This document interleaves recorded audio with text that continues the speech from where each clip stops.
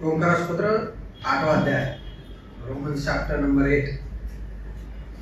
आपल्या नोट्स मध्ये जी प्रश्न मंजुषा किंवा प्रश्नांची लिस्ट दिलेली आहे, माझ्या नोट्स मध्ये 6 नंबर पानावर आहे पहिल्या धड्यामध्ये.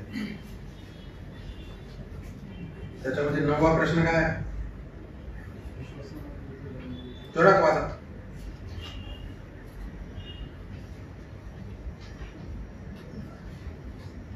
विश्वासणारी व्यक्ती पवित्र जीवन कशी जगू शकते? हा प्रश्न पावलाने विचारलेला आहे किंवा या प्रश्नाचं उत्तर आम्हाला ह्या 8व्या अध्यायामध्ये शिकायला पाहायला मिळाले. एक विश्वासणारा पवित्र जीवन जगू शकेल का असा प्रश्न नाहीये. कसा जगू शकेल हा प्रश्न. आता हा अध्याय जरा थोडा मोठा आहे पण खूप महत्वाचा अध्याय आहे. 8वा अध्याय ओंकारास्पद. बघू देवाच्या इच्छेमध्ये किती गोष्टी आम्हाला पाहायला शिकायला मिळतील. पवित्र आत्म्याला विश्वासणाऱ्या व्यक्तीच्या जीवनात जेव्हा नवीन स्वातंत्र्य मिळते त्याचा परिणाम या व्यक्तीच्या जीवनात दिसतो. आणि तो पहिला परिणाम काय आहे? पवित्रीकरण. ठीक आहे. तर स्वातंत्र्य, त्याला नवीन स्वातंत्र्य भेटले पाहिजे. पवित्र जीवन मिळण्याच्या अगोदर त्याला काय मिळाले? स्वातंत्र्य मिळाले. ठीक आहे. Bible is a book of chronology किंवा क्रमाचं पुस्तक आहे पवित्र शास्त्र. ज्या काही गोष्टी घडलेल्या आहेत पवित्र शास्त्रामध्ये त्या कशा घडलेल्या आहेत? क्रमवार घडलेल्या आहेत. ठीक आहे. इथे देखील एक महत्वाचा क्रम आम्हाला पाहायला शिकायला मिळते. निवास मंडपाचा जर तुम्ही अभ्यास केला, 3 भाग आहेत निवास मंडपाचे. त्या भागामध्ये काही महत्वाचं फर्निचर आम्ही मागच्या बायबल स्टडीला एक छोटासा उल्लेख बघितला. कोणकोणत्या गोष्टी त्या ठिकाणी होत्या. गेटमध्ये, अंगणामध्ये दोन गोष्टी वस्तू ठेवलेल्या होत्या. कोणत्या कोणत्या? वेदी आणि गंगा. अगोदर वेदी आहे का गंगा? नंतर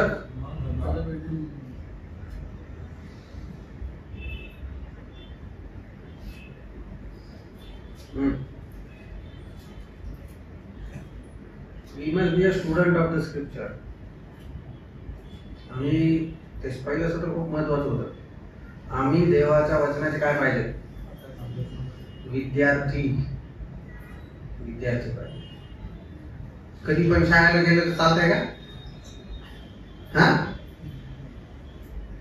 घरी रिपोर्ट काढेल, आई बापाला लगेच पहिले बोलवतील. प्रिन्सिपलने काय केले? बोलवले का तुमचा विद्यार्थी काय नाहीये? आमच्या प्रभूच्या शाळेत असे काढून नाहीये.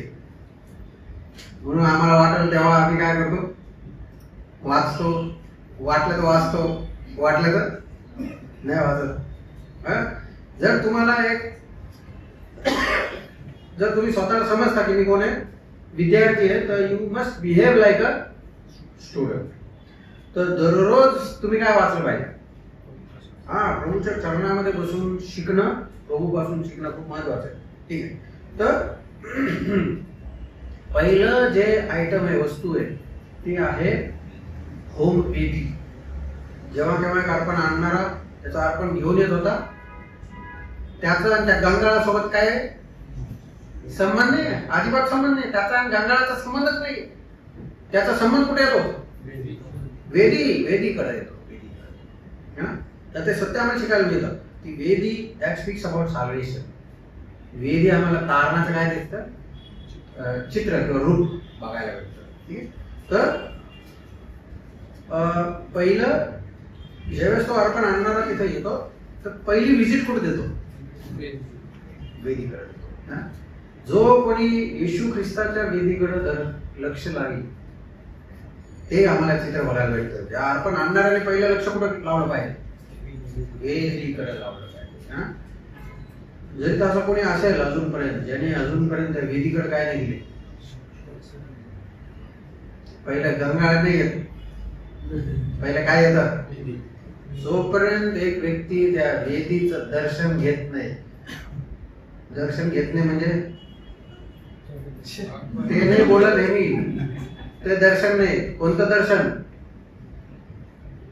जर असं कोणी असेल ज्याने अजूनपर्यंत येशू ख्रिस्ताला तारणारा म्हणून स्वीकारलं नसेल, त्याच्यावर विश्वास ठेवला नसेल, पापांचा पश्चाताप करून त्याला स्वीकारलं नसेल, तर त्या व्यक्तीने त्या वेदीकडे काय दिलेलं नाही, पाहिलं नाही, लक्ष नाही दिलं.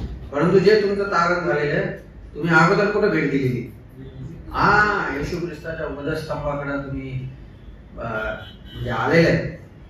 त्याला त्या वधस्तंभावर ह्या डोळ्यांनी नाही बघितलं, परंतु वचनातून आम्हाला ख्रिस्त काय झालाय, देवाने प्रगट करून दाखवलाय की अशा अशा प्रकारे येशू ख्रिस्त माझ्या पापांसाठी काय झाला, वधण्यात आला, मरण पावला, मरणातून काय झालेलं आहे, जीवन आला.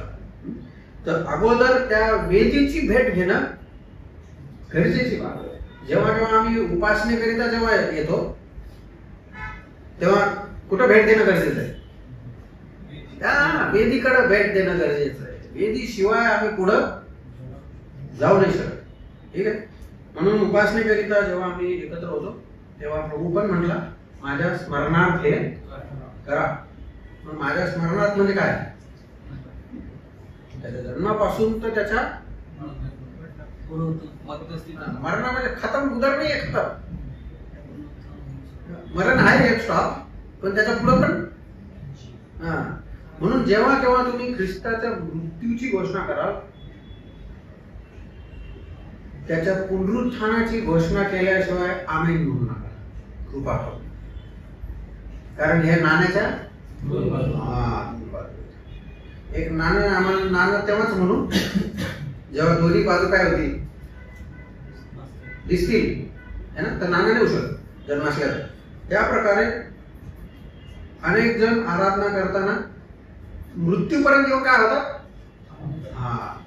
पण त्याचं कशाचं वर्णन करत नाही. या गोष्टीकडे लक्ष देणं गरजेचं आहे. तर पहिली गोष्ट वेदी, आणि मग नंतर काय दिलं, गंगा. ठीक आहे.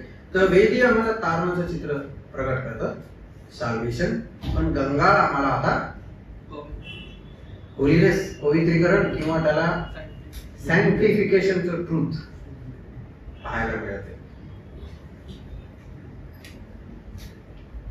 This is salvation.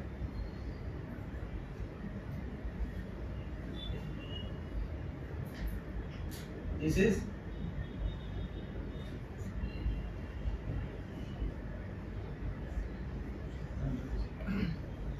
and this is glorification. ठीक आहे. हे सत्य आम्हाला शिकणं गरजेचं आहे. ह्याचा क्रम काय होऊ शकत नाही, बदलू शकत नाही. एका ठिकाणी तरुणांच्या सभेमध्ये मी विचारलं, समजा मी जास्ती वचनामध्ये अभ्यास केला, PhD मिळवली, आणि हे जे हा जो क्रम दिलाय, मला वाटलं की एक काम करू आपण, हे गंगाळ पहिले ठेवू आणि मग वेदी पाठी ठेवू, असं होऊ शकतं? नाही होऊ शकणार. म्हणून देवाच्या घरातले जे कानून आहेत, देवाच्या घरातली जी शिस्त आहे, देवाच्या घरातले जे नियम जे ते तिकडे तिकडे त्यांनी लावून दिलेत, ते आम्ही काय करू नये.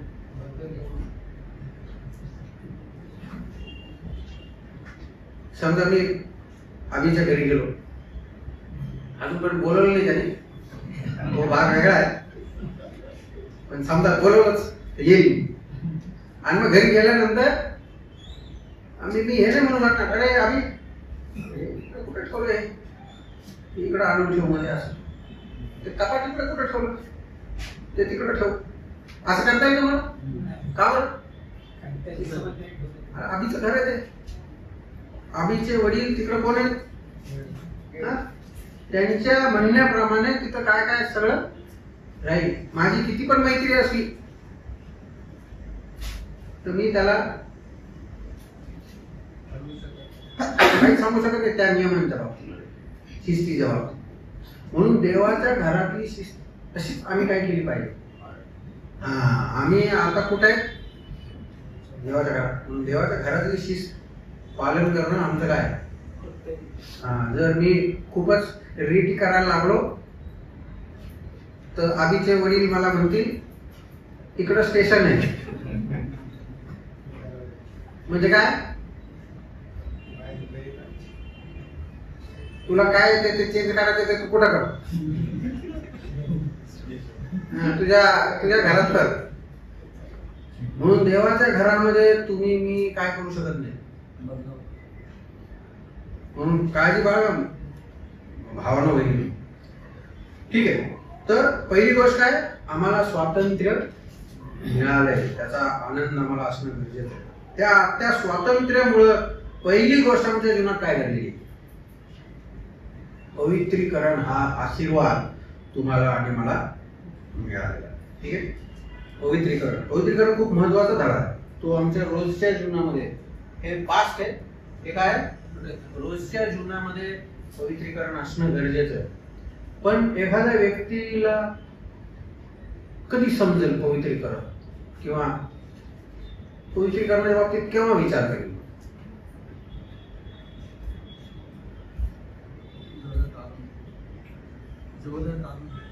बरं, कारण झाल्यानंतर. बरोबर. अजून ओके. ख्रिस्ताच्या जवळ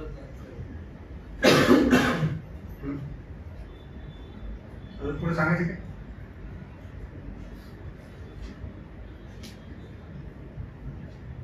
तुम्हाला कधी वाटतं आंघोळ करायला पाहिजे?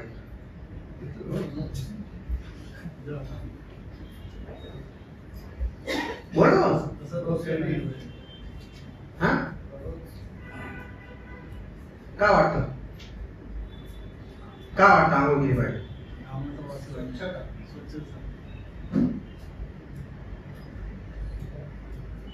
जेव्हा मला समजतं मी अशुद्ध झालोय तेव्हा मला शुद्धतेची काय काय काय लागेल, ओढ लागेल, आस. ते बरोबर आहे, आम्ही रोज आंघोळ करतो, बरोबर, त्याच्यात काही वाद नाही.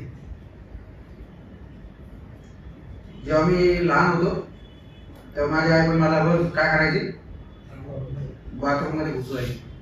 माझी इच्छा नव्हती आंघोळ करायची, तरी पण मला कुठं घुसवायची, कधी कधी नुसतं पाणी घेऊन यायचं मी बाहेर, कारण कंटाळा होता मला काय झाला. ती गोष्ट नाही इथं. मला समजलं पाहिजे मी कोण आहे. तेव्हाच मला पवित्रीकरणाची काय लागेल, ओढ लागेल, है ना. ते पेत्राचं उदाहरण बघितलं आम्ही अगोदर पहिल्या सत्रामध्ये, सकाळच्या सत्रात काय उदाहरण होतं ते. जसं येशू ख्रिस्तानी पेत्राला सांगितलं जरा टाकलं मासे, जिंदगीत त्याच्या, मी तर म्हणतो तो त्याच्या करिअर मधला पहिला दिवस आहे जेव्हा रात्रभर मेहनत केली आणि काय नाही घडलं.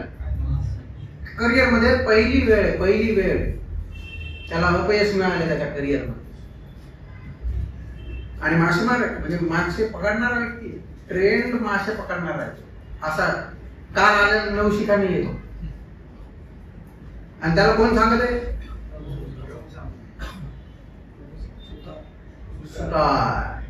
सुतार त्याला सांगत आहे इकडे इकडे जायला टाक. त्याने काय केलं, त्यावेळेस त्याने टाकलं. मग ज्यावेळेस ते मासे लागले, हालेलुया, प्रेज द लॉर्ड बोलायला लागला. काय म्हणला पेत्र,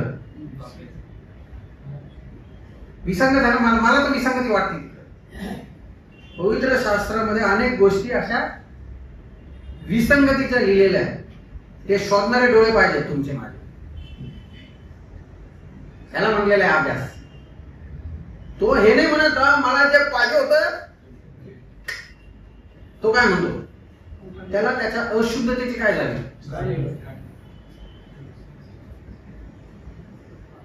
ज्या वेळेस मला प्रभूच्या पावित्र्याची जाणीव होते ना, त्यावेळेस मला माझ्या जीवनातल्या अशुद्धतेची पण काय होते. हे समजणं गरजेचं आहे.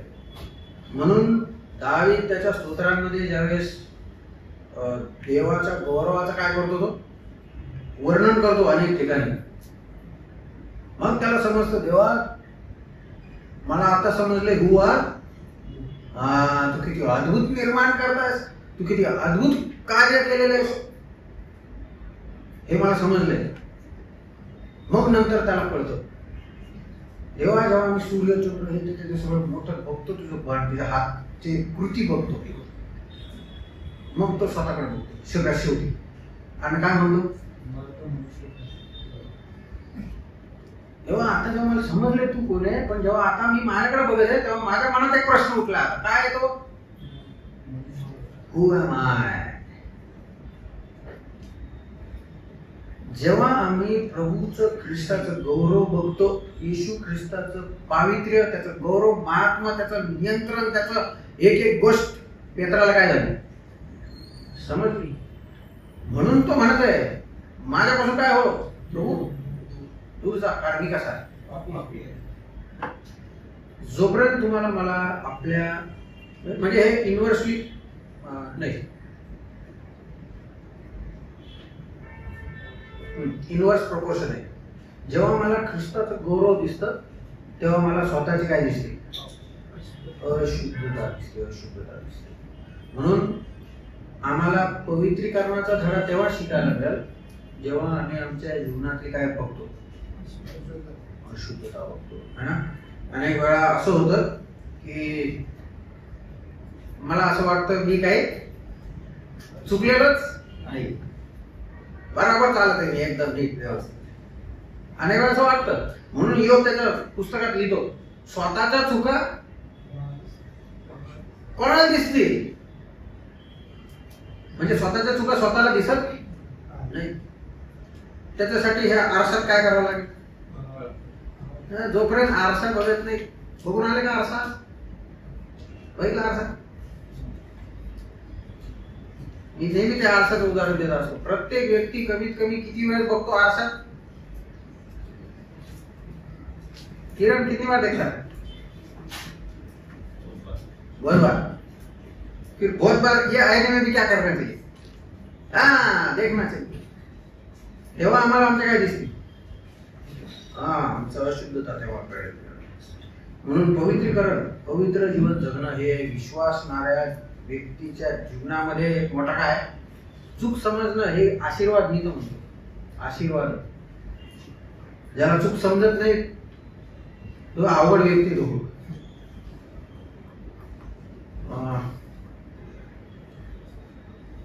असं विचार करा की मला माझा सूर व्यवस्थित नाही, मला व्यवस्थित गाणं गाता येत नाही, आणि मी वडिलांकडे गेलो आणि त्यांना सांगायला लागलो प्रत्येक वेळेस त्याच मुलांना चान्स देतो तुम्ही, मला देत नाही, आता मला काय करायचंय चान्स पाहिजे आणि मी गायला एक गाणं. सूर ताल तर काय नाहीये, पत्ता नाहीये है ना. तुम्ही विचार करू शकता कसं गाणं गाईल किंवा गायला असेल, आणि मग आल्यानंतर मी विचार भाई कैसे गा,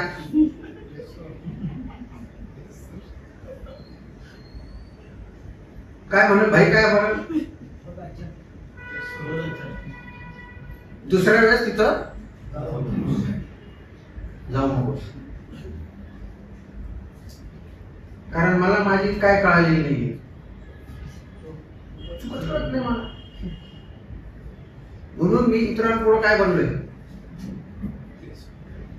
मजाक पण घ्या. आणि विश्वास नाही कसे चूक काय होत नाही, म्हणून जगापुढे काय बनले हसतच लोक तुम्हाला. मला इथे येऊन आम्ही विश्वासणारे करत आहे. त्याला वचनाच्या आरशात बघा, मला पण बघायला लागतं. मला पण प्रभू माझ्या चुका काय करतो दाखवतो, त्याच्याकडे दुर्लक्ष करून चालणार नाही. पुढचं काय आशीर्वाद आहे बघा.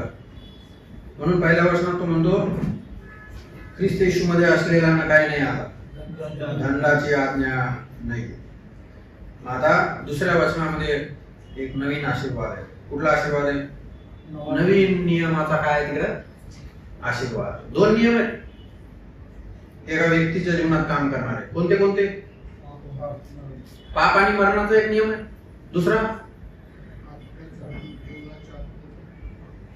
जीवनाच्या आत्म्याचा एक काय नियम आहे ना? तर ते गुरुत्वाकर्षणाच्या नियमाने फार सुंदररीतीने ते शिकवत आहे. तुम्ही कुठली पण गोष्ट वर फेकली तर काय होईल ती? हा, तर पापाचा नियम आम्हाला पाहायला मिळतो. किती वर गेलं तरी कुठं पडणार आहे? पापामध्येच पडणार आहे. पण ज्या वेळेस एक तिथे एक उदाहरण दिले छान. एक जिवंत पक्षी, त्याला जेव्हा आम्ही काय करतो, तो काय करतो? खाली पडत का? जीवन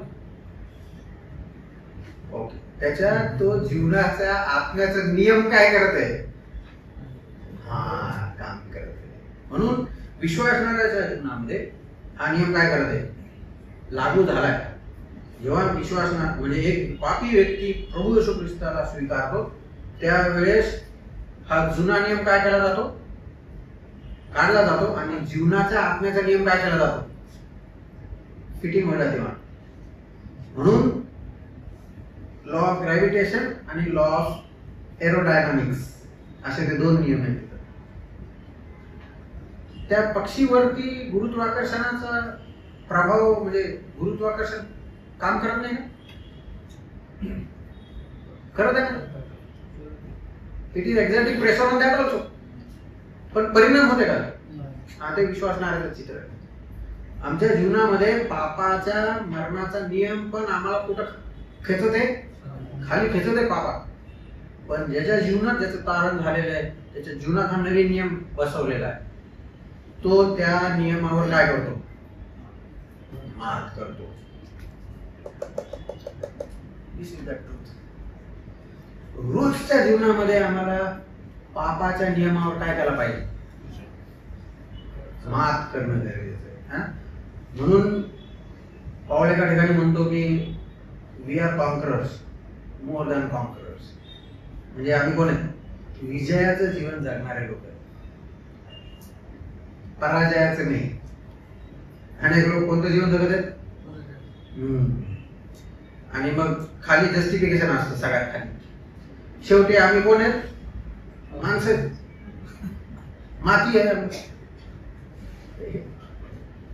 पण आम्हाला कोणतं वचन कुठं जोडायचं हे काय पाहिजे? ह्याची माहिती पाहिजे.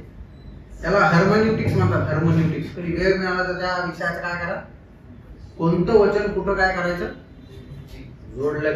जोडता आलं पाहिजे. आम्हाला त्याचा व्यवस्थित अर्थ काढता आला पाहिजे. ठीक आहे. तर ही गोष्ट मला दुसऱ्या वचनात पाहायला मिळाली. 3 आणि 4 वचनांमध्ये नवीन सामर्थ्य विश्वासणाऱ्याला प्राप्त झालेलं आहे. बघा 3 आणि 4 वचन वाचा.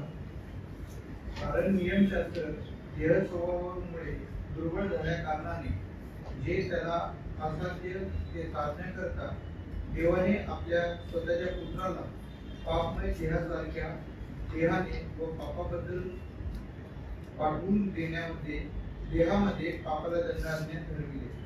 यात उद्देश हा की जे आपण देह स्वभावाप्रमाणे नव्हे तर आत्म्याप्रमाणे चालतो त्या आपणामध्ये नियमशास्त्राने लावून दिलेले आचरण पूर्ण व्हावे. बर, अगोदर पण व्यक्ती काय करत होता? नियमशास्त्राचं काय करत होता? पण त्याचा निष्कर्ष काय निघत होता? निराशा है ना? अगोदरच्या ह्याच्यात बघितलं मी त्याला. आता पण काय करत आहे विश्वासनाला? नियमशास्त्राचे नियम काय करते? पालन. परंतु ते पालन करण्याकरिता आम्हाला आता काय मिळाले? नवीन सामर्थ्य.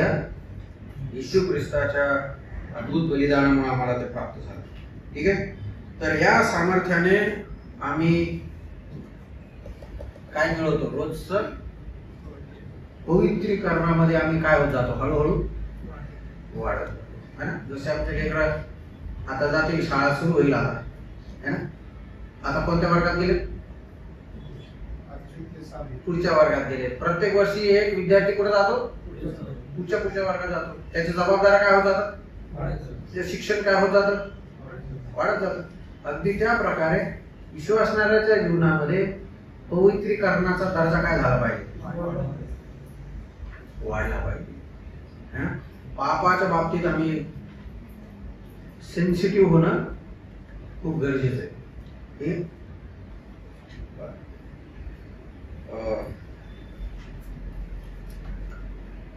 पुढचं 5 वचन. कारण जे हे स्वभावाचे आहेत ते दही गोष्टीकडे चित्त लावतात आणि जे आध्यात्मिक मार्गदर्शक आहेत ते आध्यात्मिक गोष्टीकडे चित्त लावतात. हा, नवीन इच्छा निर्माण करते ही गोष्ट. हे जे स्वातंत्र्य आम्हाला प्रभूमध्ये मिळाले, हे जे तारण मिळाले, या तारणामुळे आता इच्छा काय झाल्या, बदलल्या. अगोदर कोणत्या गोष्टीत कोणती इच्छा होती अगोदर, हा देहाची इच्छा होती, पण आता कोणती इच्छा आहे, हा. हे नुसतं बोलायला नाहीये, हे माझ्या जीवनामध्ये हे परिवर्तन घडलंय का नाही याची काय केलं पाहिजे, मी तपासणी करणं गरजेचं आहे, खूप महत्वाचं आहे. जे सर्व्हिस सेक्टर मध्ये आहेत ना त्यांना हे समजल की एक चेकलिस्ट असते, माहिती, चेकलिस्ट, एखाद्या गोष्टीची चेकलिस्ट असते. तर दररोज त्या गोष्टीला काय केलं पाहिजे. आता हे ट्रेन मध्ये ते बाथरूम साफ करण्यासाठी एक काय लावलेली आहे आतमध्ये, कधी साफ केले त्याचं काय लिहिलेली तिकडं, टायमिंग, डेट लिहिलेलं आहे ना. त्या प्रकारे याचा अर्थ काय की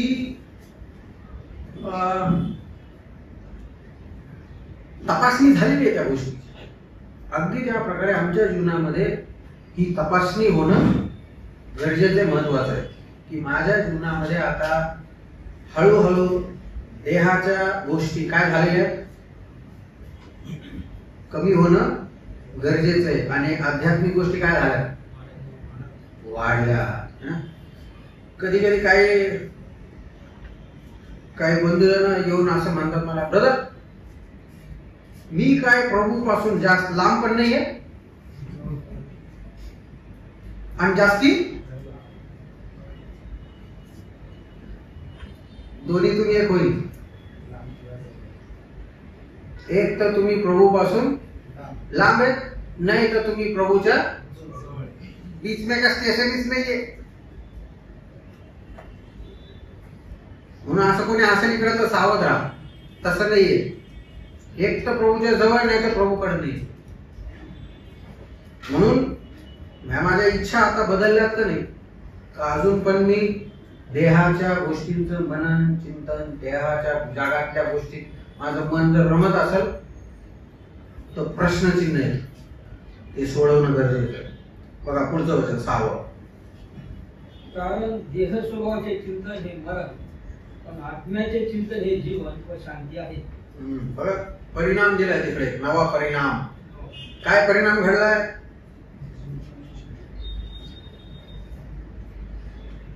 साव्या परिणाम काय, व्हॉट इज द रिझल्ट, जीवन व शांती. जीवन तर मिळाले, ठीक आहे, पण शांती मिळाली का.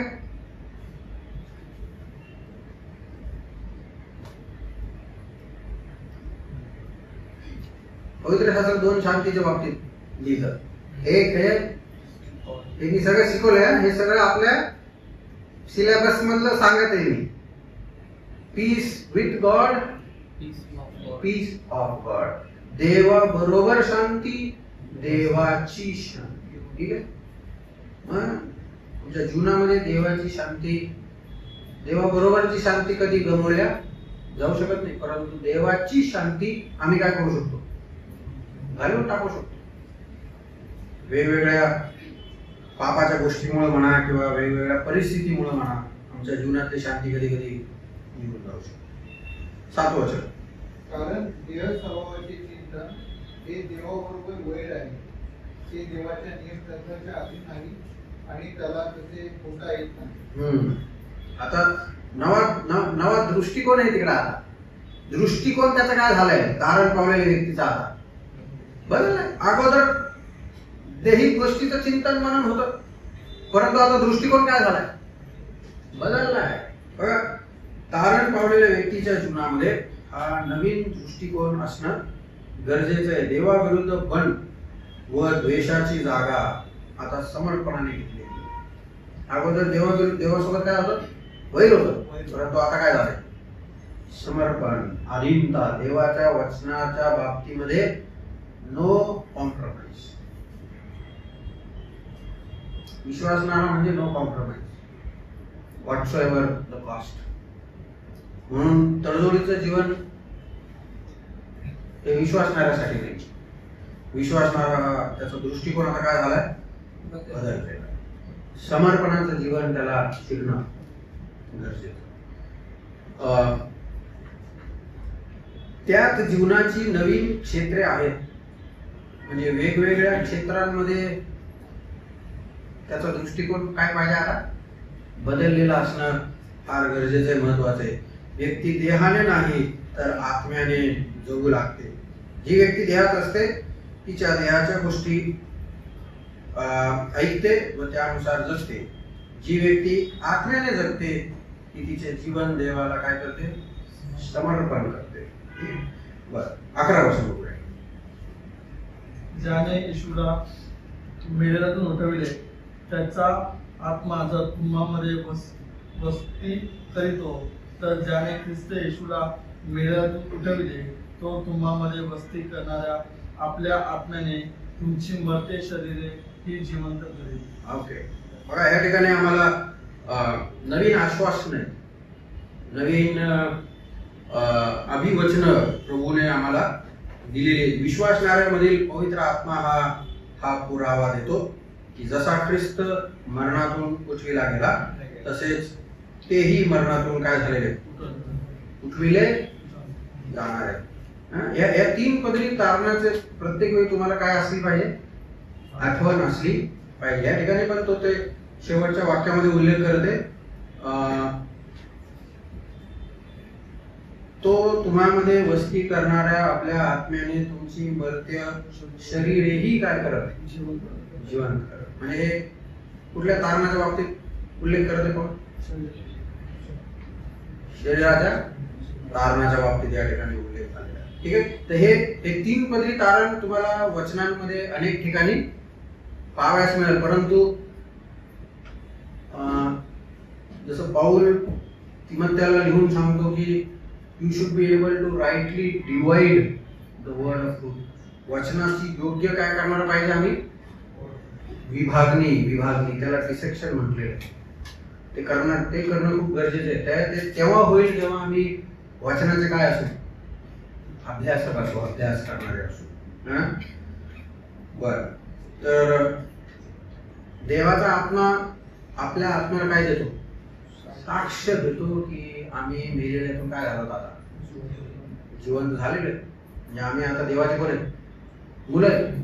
आता आम्ही अगोदर होतो शैतानाचे मुलं, पण आता कोण आहेत देवाची मुलं. त्या प्रकारे आमचे मरते शरीर पण तो काय करणार आहे मेलेल्यातून उठवणार आहे. 12 वर्ष. तर मग बंधुजन हो, आपण ऋणी आहो खरे, तर देह स्वभावाप्रमाणे जगावयाला देह सोबतचे ऋणी नाही.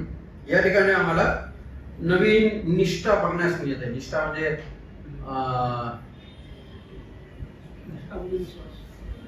म्हणजे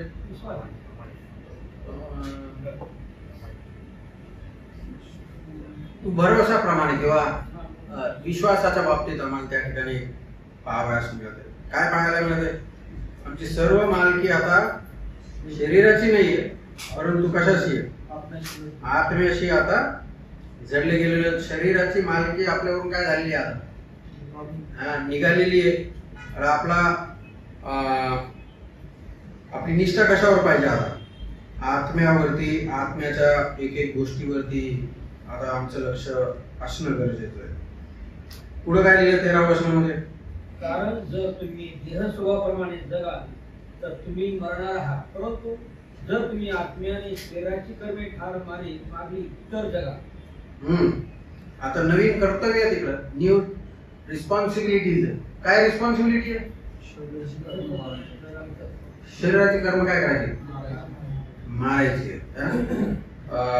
बघा इफिस्कारास पत्र त्याचा 6वा अध्याय आणि त्याच्या शेवटल्या वचनांमध्ये आम्हाला put on the whole armour of God, सर्व देवाची शस्त्र सामग्री काय करा?